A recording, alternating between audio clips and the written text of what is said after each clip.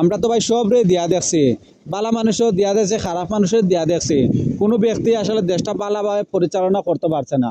তো আমার কথা হচ্ছে একটাই, যে এবার উচিত জামায়াতের আমরা নির্বাচনও এগিয়ে দেওয়া।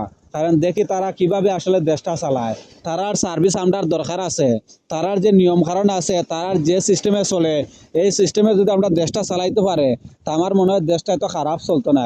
তো সবার উচিত আসলে জামাতের সাপোর্ট করা এবং তারারে সহযোগিতা করা, যেভাবে তারা এগিয়ে যাইরো আমার মনে হয় এভাবে তারারে আমরা সাহায্য করলে আরো পালা এগিয়ে যাইতে পারবো।